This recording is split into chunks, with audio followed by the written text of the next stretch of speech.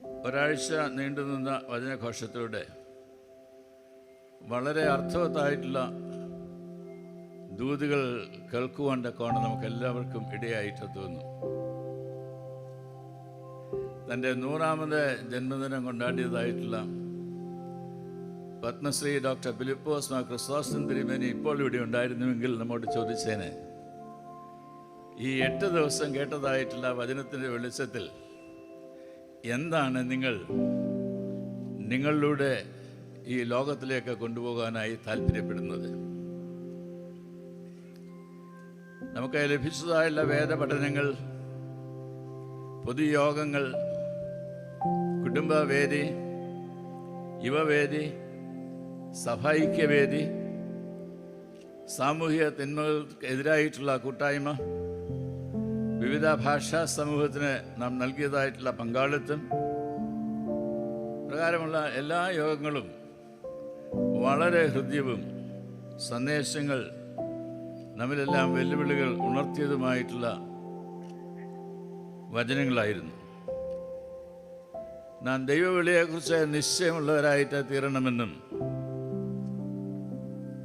ഐക്യത്തിൻ്റെ അനിവാര്യത കാലഘട്ടത്തിൻ്റെ ആവശ്യമാണ് എന്നും നാം ഓരോരുത്തരും സുവിശേഷത്തിൻ്റെ വാഹകരാകണം എന്നും ദൈവഹിതത്തിനനുസരിച്ച് നമ്മുടെ വിഭവങ്ങൾ നാം പങ്കിടണം എന്നും ദൈവാത്മാവിനാൽ നാം സാക്ഷ്യത്തിലേക്ക് നയിക്കപ്പെടണം എന്നും എല്ലാ ആസക്തികളും അവസാനിപ്പിക്കണം എന്നും നല്ല അംശത്തിന് പങ്കാളികളായിട്ട് തീരണമെന്നും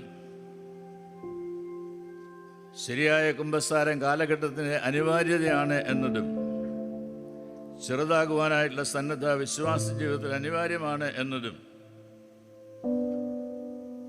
നിങ്ങൾ ക്രിസ്തുവിൻ്റെ സാക്ഷികളാണ് ഈ ലോകത്തിൽ എന്നതും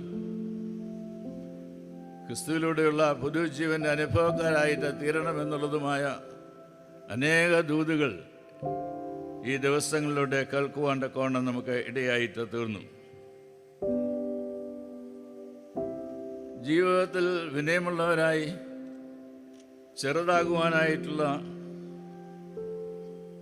സന്നദ്ധത വിശ്വാസ ജീവിതത്തിൽ അനിവാര്യമാണെന്നും ദൈവവചനത്തിലൂടെ നമ്മെ ഓർമ്മപ്പെടുത്തുകയുണ്ടായി. ഇവിടെ ഇരിക്കുന്ന എല്ലാവരും എല്ലാ ദിവസവും എല്ലാ പ്രസംഗങ്ങളും കേട്ടു എന്ന് ഞാൻ വിചാരിക്കുന്നില്ല.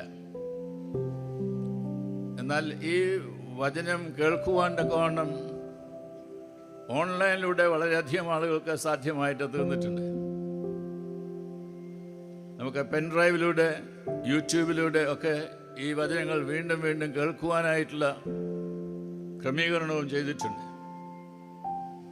അതുകൊണ്ട് തന്നെ ഈ 8 ദിവസങ്ങൾ ക്രമമായി ഇവിടെ ക്രമീകരിച്ച് കേൾക്കപ്പെട്ടതായുള്ള ദൈവത്തിൻ്റെ വചനം അത് വീണ്ടും വീണ്ടും കേൾക്കുന്നതിനും അയവിറക്കുന്നതിനും ദൈവത്തിന് നമ്മോട് പറയുവാനായിട്ടുള്ളത് എന്ത് എന്നത് ദൈവസന്നിധിയിൽ മനസ്സിലാക്കുന്നതിനും അതിനെ ജീവിതത്തിലേക്ക് സ്വീകരിച്ച് സംശീകരിച്ച് പ്രവർത്തന ഭാവത്തിൽ കൊണ്ടുവരുന്നതിനും നാം എല്ലാവരും ഉത്സുകരായിട്ട് തീരണം എന്നത് ഈ കൺവെൻഷൻ്റെ ഒരു ഉദ്ദേശമാണ്.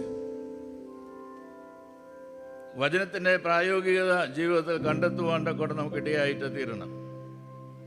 വിശുദ്ധ യോഹന്നാന്റെ സുവിശേഷം 12-ാം അധ്യായം 17-ാം വാക്യത്തിൽ യേശു പ്രകാരം പറയുന്നു, ഇത് നിങ്ങൾ അറിയുന്നുവെങ്കിൽ ചെയ്താൽ ഭാഗ്യവാന്മാർ. ഇത് നിങ്ങൾ അറിയുന്നുവെങ്കിൽ ചെയ്താൽ ഭാഗ്യവാന്മാർ. വചനം വിതയ്ക്കപ്പെടുവാൻ്റെ കൊണ്ട് ഈ ദിവസങ്ങളിലൂടെ എല്ലാം സാധ്യമായിട്ട് തീർന്നിട്ടുണ്ട്. നല്ല നിലത്തെ വീണ വിത്ത് പോലെ അത് 30, 60, 100 പേന് ഫലം നമ്മളുടെ ജീവിതത്തിൽ ഉളവാക്കുവാൻ തക്കവണ്ണം നമ്മുടെ ജീവിതത്തെ ദൈവത്തിൻ്റെ കരങ്ങൾ സമർപ്പിക്കുവാൻ നാം താല്പര്യമുള്ളവരായിട്ട് തീരേണ്ടത് എത്രയോ ആവശ്യമാകുന്നു. എന്നോട് കർത്താവേ കർത്താവേ എന്ന് പറയുന്ന ഏവനുമല്ല, സ്വർഗസ്ഥനായ എൻ്റെ പിതാവിന് ഇഷ്ടം ചെയ്യുന്നതിനത്രേ ദൈവരാജ്യത്തിൽ പ്രവേശിക്കുന്നത് എന്നത് കർത്താവ് പറഞ്ഞത് ഇത്തരണത്തിൽ നമുക്ക് ഓർക്കാം. മാരാമൺ മണപ്പുറത്ത് നിന്ന് നാം മടങ്ങുമ്പോൾ വചനത്തിൻ്റെ പ്രായോഗികത ലോകം എന്നിലൂടെ നിങ്ങളിലൂടെ നമ്മിലൂടെ ദർശിക്കുവാൻ്റെ കോണം ഇടയായിട്ട് തീരണമേ എന്നുള്ള പ്രാർത്ഥനയോടുകൂടി നമുക്ക് മടങ്ങാം. 6 കാര്യങ്ങൾ പെട്ടെന്ന് ഓർപ്പിക്കുന്നതിനായിട്ട് ഞാൻ ആഗ്രഹിക്കുന്നു. 1, നാം ആവർത്തിച്ച് കേട്ടതായിട്ടുള്ള വസ്തുതയാണ്, നമ്മളുടെ ഭവനങ്ങളിൽ രൂപാന്തരമുണ്ടാവണം. വളരെയധികം നല്ല പുസ്തകങ്ങൾ ഈ ദിവസങ്ങളിലെല്ലാം ഈ മണൽപ്പുറത്ത് ലഭിച്ചിട്ടുണ്ട്. ഒരിക്കൽ ദൈവശാസ്ത്രജ്ഞനായിട്ടുള്ള വേദപണ്ഡിതനായിട്ടുള്ള കാർ ബാൾത്തിനോട് ഒരു കൂട്ടം വിശ്വാസികൾ ചെന്ന് ചോദിച്ചു, നിങ്ങൾക്ക് എന്താണ് ഈ ലോകത്തോടെ പറയുവാനായിട്ടുള്ള ഒരു സന്ദേശം? ഒരു വാചകത്തിൽ പറയുവാനായിട്ടുള്ള താല്പര്യത്തിലാണ് ചോദിക്കുന്നത്. അപ്പോൾ അദ്ദേഹം പറഞ്ഞു, Jesus loves me, this I know. യേശു എന്നെ സ്നേഹിക്കുന്നു, അതെനിക്കറിയാം. വളരെ വ്യക്തമായും ശക്തമായും ഈ ലോകത്തോടെ പറയുവാൻ്റെ കോണം നമുക്ക് ഇടയായിട്ട് തീരേണ്ടത് അത് തന്നെയല്ലേ? കുഞ്ഞെ, നിനക്ക് യേശു ആരാണ്? കാലം ചെയ്തതല്ല ഈശോമാർ തിമോത്തിയോസ് തിരുമേനി ചോദിച്ചതല്ല ചോദ്യം ഒരു പുസ്തകമായിട്ട് പ്രസിദ്ധീകരിക്കപ്പെട്ടിട്ടുണ്ട്. കുഞ്ഞെ, യേശു നിനക്ക് ആരാണ്? വചനം കേൾക്കുന്നതായുള്ള നാം ഓരോരുത്തരും ഈ ചോദ്യം നമ്മളുടെ ചെവിയിലൂടെ കേൾക്കേണ്ടതായിട്ടുണ്ട്. യേശു നിനക്ക് ആരാണ്? വേദപണ്ഡിതനായുള്ള കാൾ ബാർത്ത് പറയുന്നു, Jesus loves me, this I know. കൊച്ചു കുഞ്ഞുങ്ങൾ വരെ പാടി പഠിക്കുന്നതായുള്ളൊരു പാട്ടാണ്, Jesus loves me, this I know. യേശു എന്നെ സ്നേഹിക്കുന്നു. അവിടെ പുസ്തകപ്പെടുകയല്ല, പറയാണ് ദിസ് ഐ നോ, ഇതെനിക്കറിയാം. ഉറപ്പിച്ച് പറയുവാൻ്റെ കോണം നമുക്ക് ഇടയായിട്ട് തീരണം, നമ്മിലും നമ്മളുടെ ഭവനങ്ങളിലും. ബന്ധങ്ങൾ നമുക്ക് ഭവനങ്ങൾ നൽകപ്പെട്ടിട്ടുള്ളത് കൂടുതൽ ദൃഢമായിട്ട് തീരണം. ഭാര്യ, ഭർത്തൃ, മാതാപിതാക്കൾ, മക്കൾ, സഹോദരങ്ങൾ തമ്മിലുള്ള ബന്ധങ്ങൾ, ഇതെല്ലാം കൂടുതൽ ശക്തിപ്പെടുന്നതിനായിട്ടും നൈർമല്യത്തിൽ അത് കാത്തു സൂക്ഷിക്കുന്നതിനായിട്ടും നമുക്ക് ഇടയായിട്ട് തീരണം. ഓൾ റിലേഷൻഷിപ്സ്, എല്ലാ ബന്ധങ്ങളും ദൈവം തമ്പുരാൻ നമുക്ക് നൽകിയിട്ടുള്ളതാണ്. ദൈവത്തിൻ്റെ ദാനമായിട്ട് അത് നമുക്ക് ലഭിച്ചിരിക്കുമ്പോൾ അത് പവിത്രമായി പാവനമായി കാത്തു സൂക്ഷിക്കുവാനുള്ള ഉത്തരവാദിത്വം ദൈവം നമ്മെ തന്നെ ഏൽപ്പിച്ചിരിക്കുന്നു. അവിടെയാണ് നമുക്ക് വന്നു പോകുന്നതായിട്ടുള്ള വീഴ്ചകൾ. ദൈവത്തിൻ്റെ സന്നിധിയിൽ കുടുംബമായിട്ട് ആധ്യാത്മികത വീണ്ടെടുക്കുവാനുള്ള സമർപ്പണം ഈ ദിവസങ്ങളിൽ നമുക്ക് ഉണ്ടാവട്ടെ. ഒരുമിച്ച് പ്രാർത്ഥിക്കുന്ന, ഒരുമിച്ച് ഭക്ഷിക്കുന്ന, അനൗപചാരികത കാത്തു സൂക്ഷിക്കുന്ന, ദൈവത്തെക്കുറിച്ചുള്ള വർത്തമാനങ്ങൾ കൂടുതലായിട്ട് പറയുന്ന ഇടങ്ങളായി നമ്മളുടെ കുടുംബങ്ങൾ ഇന്ന് മാറ്റപ്പെടേണ്ടത് അനിവാര്യമായിട്ടുള്ള ഒരു സംഗതിയാണ്. തലമുറകളുടെ ശരിയായുള്ള രൂപീകരണത്തിൽ കുടുംബത്തിൽ ഉള്ള പങ്ക് നിസ്സാരമായിട്ട് കാണരുത്. ഈ ഒരു ചുമതലയെക്കുറിച്ച്, ഈ ഒരു ഉത്തരവാദിത്തത്തെക്കുറിച്ചും വളരെ ആവർത്തിച്ച് ഈ സ്റ്റേജിലൂടെ ഇവിടെ പ്രസംഗിക്കപ്പെടുകയുണ്ടായി. ഒരു ബോധനക്രമം, ഒരു ശിക്ഷണക്രമം, ഇതെല്ലാം നമ്മിൽ ഉളവാകുവാൻ്റെ കോണം ദൈവകരങ്ങൾ നമ്മെ തന്നെ സമർപ്പിക്കണം. അതിൻ്റെ അഭാവം ഇന്ന് സമൂഹത്തിലും ഭവനങ്ങളിലും കാണപ്പെടുന്നത് കൊണ്ടാണ് ഗവൺമെൻറ് നഴ്സിംഗ് കോളേജിലുള്ള റാഗിങ് ആദ്യമായിട്ടുള്ള കാര്യങ്ങൾ ഇന്ന് കാണുവാൻ്റെ കോണം ഇടയായിട്ട് തീരുന്നത്. കുടുംബത്തിൻ്റെ രൂപാന്തരം അനിവാര്യമാണ്. രണ്ടാമതായിട്ട് ദൈവത്തോടുള്ള ആഭിമുഖ്യം നമ്മിൽ വളർന്നു വരണം. ഈ ദിവസങ്ങളെല്ലാം വേദപുസ്തകത്തിൻ്റെ പല പ്രതികൾ വാങ്ങിക്കുന്നതിനായി നിങ്ങൾക്ക് എല്ലാവർക്കും സാധ്യമായി തീർന്നു എന്ന് ഞാൻ വിചാരിക്കട്ടെ. ബൈബിൾ സൊസൈറ്റിയും മറ്റ് സംഘടനകളും എല്ലാം വേദപുസ്തകം എല്ലാവർക്കും ലഭ്യമായി തീരുവാൻ്റെ കോണം ഈ സ്റ്റോളിൽ, ഇവിടെ തന്നെ ഈ മണൽക്ക് തന്നെ സ്റ്റോളുകൾ അവർ ഇട്ടിട്ടുണ്ടായിരുന്നു.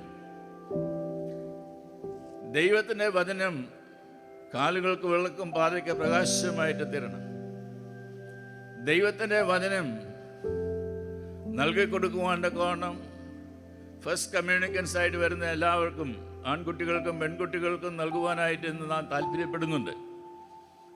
എന്നാൽ അത് അടഞ്ഞ പുസ്തകമായി തീരാതെ തുറന്ന് വായിക്കുന്ന പുസ്തകമായി തീരണമെങ്കിൽ അതിനു മുമ്പ് തന്നെ അതിനുള്ള പരിശീലനം നമ്മളുടെ ഭവനങ്ങളിൽ മാതാപിതാക്കളിലൂടെ ലഭ്യമായി തീരേണ്ടത് ആവശ്യമാണ്. മോനെ, മോളെ, നീ എന്നെ വേദപുസ്തകം വായിച്ചു ചോദിക്കുന്നതിനായിട്ടിടയാവണം. നീ എന്നെ വായിച്ചത് എന്താണ് ദൈവം നിന്നോട് ഇന്ന് ആ വചനത്തിലൂടെ സംസാരിച്ചത്? നമ്മോട് സംസാരിച്ചതായുള്ള major arch bishop Raphael Thattil പിതാവെ പറഞ്ഞു, തിന്മകൾക്കെതിരായിട്ടുള്ള ശബ്ദമുയർത്തുവാനായിട്ട് ഈ മാരാമൻ കൺവെൻഷനിലേക്ക് വന്ന അവസരത്തിൽ ദൈവസന്നിധിയിൽ പ്രാർത്ഥിച്ച് ചോദിച്ചു, ദൈവമേ, ഏത് ഭാഗമാണ് ഇതിന് വായിക്കേണ്ടത്? പിതാവ് ഇവിടെ പറഞ്ഞതായിട്ടുള്ള വസ്തുതയാണ്. മർക്കോസിന്റെ സുവിശേഷം 5-ാം അധ്യായത്തിന്റെ 8-ാമത്തെ വാക്യമാണ് തനിക്ക് ലഭിച്ചത്. എന്താണ് അവിടെ പറയുന്നത്? യേശു ഭൂതഗ്രസ്തനായിട്ടുള്ള മനുഷ്യന്റെ അടുത്ത് തന്നെ അവനുടെ ഭൂതത്തെ പുറത്താക്കി, അശുദ്ധാത്മാവെ അവന് വിട്ടുപോ എന്ന് പറഞ്ഞ് അതിനെ ശാസിക്കുന്നതായിട്ട് അവിടെ രേഖപ്പെടുത്തിയിട്ടുണ്ട്. എല്ലാ അശുദ്ധാത്മാവിനെയും പുറത്താക്കുന്നതായിട്ടുള്ള ഒരു പ്രക്രിയ നമ്മളുടെ ഭവനങ്ങളിൽ നമ്മളുടെ പ്രിയപ്പെട്ടവരിൽ ഉളവാകുവാൻ തക്കവണ്ണം നമ്മുടെ ഭവനാന്തരീക്ഷങ്ങൾ സംജാതമായിട്ട് തീരുമ്പോൾ വചനത്തിൻ്റെ വെളിച്ചത്തിൽ ദൈവഹിതം എന്തെന്ന് അറിയുവാനായിട്ട് താല്പര്യപ്പെടുന്നതായുള്ള അവസരത്തിൽ സാധ്യമായിട്ട് തീരും എന്നുള്ളതിനെക്കുറിച്ച് സംശയമില്ല. നിങ്ങൾ എന്നെ സ്നേഹിക്കുന്നുവെങ്കിൽ എൻ്റെ കൽപ്പനകളെ കാത്തുകൊള്ളും. യോഹന്നാന്റെ സുവിശേഷം 14-ാം അധ്യായം 15-ാമത്തെ വാക്യം, നിങ്ങൾ എന്നെ സ്നേഹിക്കുന്നുവെങ്കിൽ എൻ്റെ കൽപ്പനകളെ കാത്തുകൊള്ളും. നമ്മുടെ മധ്യത്തിൽ നമ്മുടെ വചനം സംസാരിച്ചതായുള്ള ഡോക്ടർ രാജ്കുമാർ ഈ ദിവസങ്ങളിലൊക്കെ ദൈവത്തിൻ്റെ വചനത്തിൽ നിന്ന് നമ്മോട് ഉദ്ധരിച്ചതായുള്ള വേദവാക്യങ്ങൾ കേൾക്കുവാൻ നാം എല്ലാവരും ഉത്സാഹത്തോടെ കാതോർത്തുവല്ലോ. ഇത് നമുക്കും സാധിക്കും. ദൈവവചനവുമായി ദൈവസന്നിധിയിൽ ഇരുന്ന് പഠിക്കുന്നതായിട്ടുള്ള ഒരു പ്രക്രിയ നമ്മിൽ ആരംഭിക്കുവാനായിട്ട് കഴിയുമെങ്കിൽ വിശുദ്ധ മർക്കോസിന്റെ സുവിശേഷം 5-ാം അധ്യായത്തിൻ്റെ 19-ാമത്തെ വാക്യം നാം വായിക്കുന്ന അവസരത്തിൽ സൗഖ്യം പ്രാപിച്ചതായുള്ള ഭൂതഗ്രസ്തൻ യേശുവിനോട് ചോദിക്കുന്നുണ്ട്, ഞാനും നിന്നോട് കൂടെ പോരട്ടെ? യേശു പറയുന്നു, വേണ്ട, നീ വീട്ടിൽ നിനക്കുള്ളവരുടെ അടുക്കൽ ചെന്ന് കർത്താവ് നിനക്ക് ചെയ്തതൊക്കെയും നിന്നോട് കരുണ കാണിച്ചതും പ്രസ്താവിക്കുക. കർത്താവ് നിനക്ക് ചെയ്തതൊക്കെയും നിന്നോട് കരുണ കാണിച്ചതും ഭവനത്തുള്ളവരോട് പ്രസ്താവിക്കുവാൻ തക്കവണ്ണം ഇടയായിട്ട് തീരണം എന്ന് പറഞ്ഞ് അവനെ അയക്കുകയാണ്. തൽഫലമായി ആ വീട്ടിൽ മാത്രമല്ല, ആ ദേശത്ത് മാത്രമല്ല, തെക്കപ്പള്ളി നാട്ടിലെല്ലാം 10 പട്ടണങ്ങളിൽ യേശുവിനെ കുറിച്ചുള്ള സുവിശേഷം പ്രസംഗിക്കുവാൻ തക്കവണ്ണം ഒരു സുവിശേഷകനായി അവൻ രൂപാന്തരപ്പെട്ടു എന്നത് ആ വേദഭാഗം നമ്മെ പഠിപ്പിക്കുന്നുണ്ട്. ദൈവത്തിൻ്റെ വചനം നമ്മളുടെ ജീവിതത്തിൽ അപ്രകാരം അനുഗ്രഹപ്രദമായി ഫലദായകമായി തീരേണ്ടത് ആവശ്യമാണ്. മൂന്നാമതായി,